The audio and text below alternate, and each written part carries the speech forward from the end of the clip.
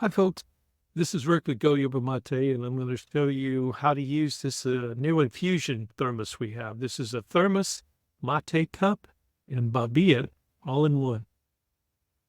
The first thing you want to keep in mind is when you're you can add hot or cold water to it, but if you're going to go with hot water, don't go over 150 degrees.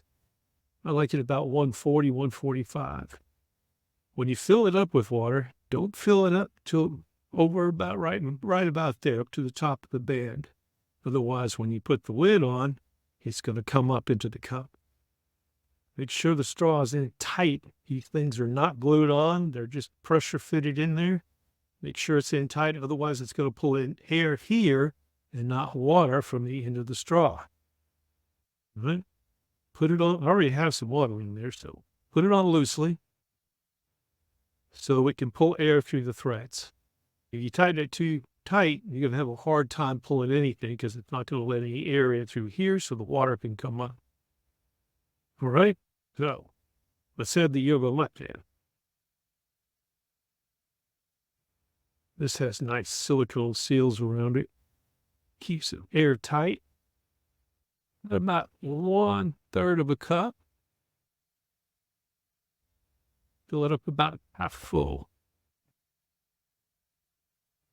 And then add just enough water to wet the yerba mate. Now, this is the factory version of the top. Comes with a little plastic filter, and it doesn't draw too well, but it does draw. You can't use it with powdery yerba mate. It'll stop up on you in a heartbeat. Push this down. Make sure the top is closed, the spout. Make sure it's closed. Otherwise, any liquid in there is going to come up through the top, the spout. Close it down slowly. Put the ring on. Okay, now with this plastic filter on there, not going to draw real easy, but it will prime it. But then you pull in more water than it allows to come up through the filter. So you might start off getting a little air with it, that eventually you'll have nothing but water. Okay? When you're traveling with it, make sure it's closed up tight so it doesn't leak.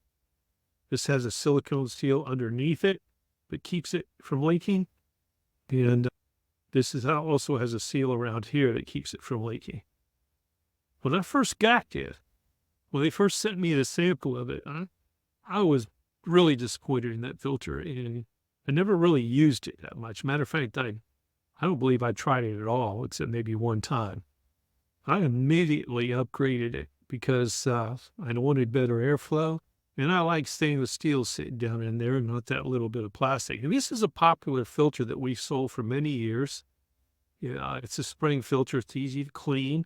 This top, you can pry this cap off right here and use a brush to clean it. We include a brush with it to clean all the tubes and everything. All right. But the difference here is when you're using the stainless steel filter, it pulls so easily that it's never really going to catch up.